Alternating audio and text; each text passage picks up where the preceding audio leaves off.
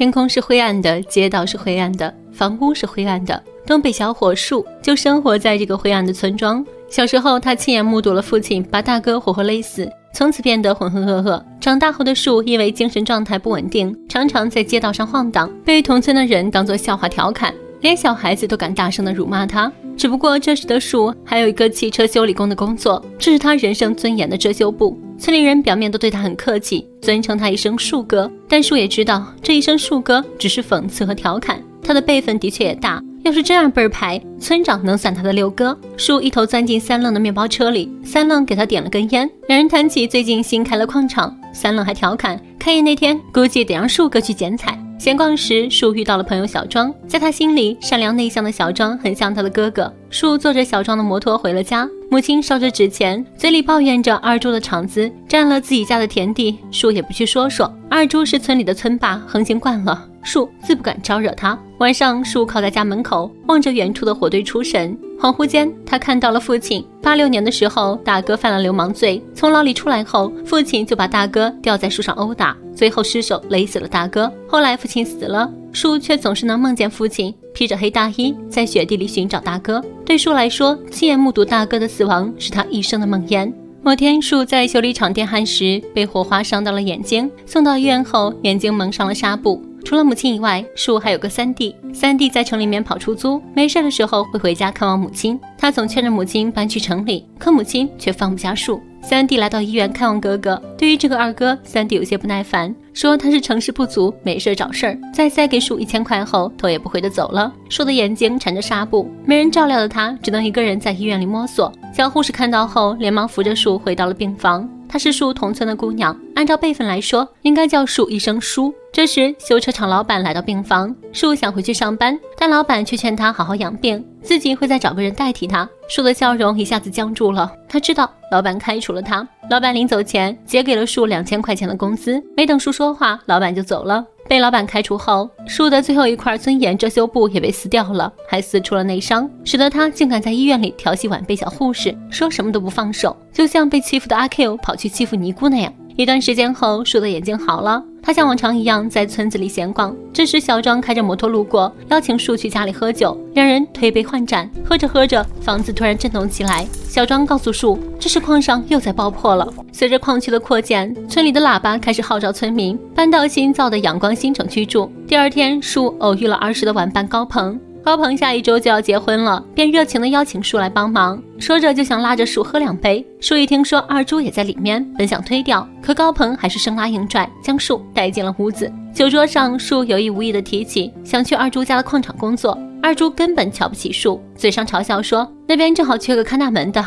树就很合适。听完这话，树低下了头。这时外面响起警报声，原来是小庄的摩托把二猪的皇冠车给蹭了。二猪不依不饶，张口就要3000块钱。树上来劝架，让二猪给自己一个面子，不要闹大。二猪根本没把他放在眼里，最后还是高鹏帮忙解围，让小庄道了个歉。树只能尴尬地帮小庄扶起车，希望在朋友面前能有一丝尊严。看到三愣的车停在路边，树上车和他聊天，两人在车里吞云吐雾。三愣告诉树自己要送高鹏妈3人进城，说着三愣朝后座努了努嘴，那是树第一次见到小梅。树让朋友小点声，朋友却说他们再大声他也听不见。树回头望着小梅，才知道她是个聋哑人。跟着三愣的车进城，树的眼睛一直盯着小梅，他对小梅一见钟情。通过高鹏妈，树得到了和小梅相亲的机会，为此他特意买了副眼镜，让自己看起来有点文化，然后又跟弟弟借了钱买了些东西，就去了小梅家。但是见面之后才发现小梅对他并不来电，满脸写着不情愿。两个人一直留在房间里，树也不知道如何和聋哑的小梅交流，一场相亲不欢而散。事后树为了面子对媒婆说自己会考虑考虑，结果被媒婆反呛，小梅如果不是聋哑，她能看上你吗？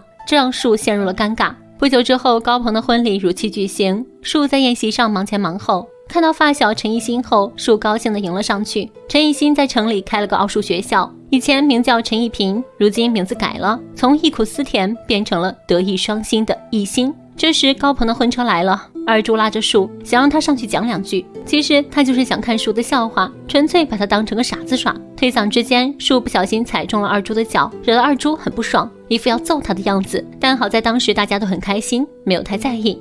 几杯酒下肚，树找到陈一新聊天。树想靠和陈一新发小的关系，让他帮忙在学校里安排个工作。陈一新却含糊其辞，只说自己会考虑考虑。接着酒劲，树又来到了二猪的饭桌，跟二猪谈起了占地的事情。二猪却只是劝树喝酒，只字不提占地的事。树因为等下还要帮忙干活，回绝了喝酒的要求，这却惹恼了二猪，直言树不给他面子。树嘴硬了几句，说他能当上老板，还不是靠着姐夫村长的帮持。这句话彻底把二猪炸毛，在婚宴上破口大骂，要树给自己下跪认错。朋友们都来劝架，两人都被拉到房间里。二猪不听朋友劝，执意要树下跪。树知道二猪的姐夫是村长，自己这样下去不会善了，于是主动下跪，低头认错。这一跪也跪掉了他仅剩的一点尊严。或许在别人的眼里，这种没本事又懦弱的男人就可以当成是个傻子欺负吧。但树从不羡慕二猪这种有钱有势的人，他羡慕的是陈一新。他想成为的是像陈一新这种有文化有教养的人。所以到了晚上，躺在床上迷迷糊糊的树紧握着陈一新的手，说出了他的真心话：活着没意思。说罢便昏睡过去，眼角流下了一滴眼泪。第二天陈一新不辞而别，由于之前陈一新没有明确拒绝树特意买了车票去了长春，想在发小这里讨一份工作。陈一新的学校办得有声有色，碍于面子没有拒绝。由于树没有什么本事，只能安排一些清洁的工作，可陈一新却趁着树干杂活的时候不停地数落和埋怨，希望树早点离开。就这样，树勉强留在了城里。在车里时，树突然想起了小梅，便给她发了条短信。意外的是，小梅回他了，这让树有些欣喜。回到车里的陈一新让树隐瞒他今天见女人的事情，可纸终究包不住火。陈一新搞外遇的事不久就被嫂子发现，两人吵了起来。树被夹在中间，左右为难，他又没能帮上忙，这份工作又没法继续下去了。不过树和小梅之间的进展倒是很顺利，通过短信交流，树成功约出了小梅。第一次约会的树显得有些紧张，他想让小梅去跟他父母聊结婚的事情，小梅却觉得结婚是自己的事情，不需要经过父母的同意，她要将命运握在自己手里。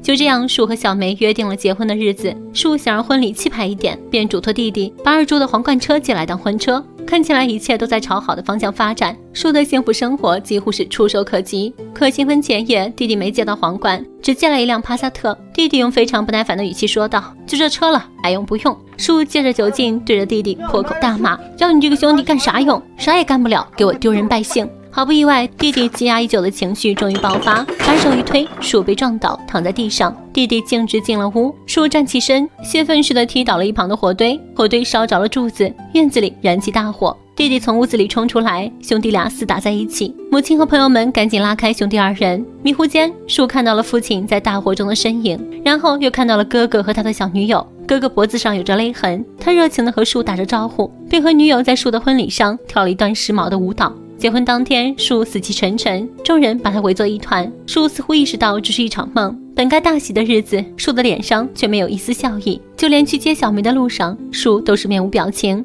在亲朋好友的撺掇下，树扛起小梅。路上，他又看到了哥哥和他的小女友。拜堂的时候，父亲穿着黑大衣坐在桌边，可父亲和大哥明明已经死了。树清楚地知道自己是在梦里。洞房时，树对小梅的亲热很拒绝，因为树知道这一切都是假的。后来树就更不正常了，就像中了邪。有人说树之所以疯了，是因为他的弟弟，因为别人再怎么看不起他都可以，可连自己的亲弟弟都看不起自己，这是他根本承受不了的。我觉得树疯了是因为那一场大火，新婚前夜被点着的那场火，让他原本被封印的记忆重启。他想起来，他最不愿想起的事情是他杀死了自己的父亲。在父亲焚烧哥哥尸体的时候，烈火熊熊，他在那大火边愤怒地掐死了父亲。之后的日子里，树开始变得神神叨叨，说自己有阴阳眼，能预知未来。他只是随口说了句小庄出事了，小庄就真的被送到了医院。他对二猪说矿上要出事了，没几天矿上果然发生了矿难。再后来，他跟村长说21号会停水，结果就真的停水了。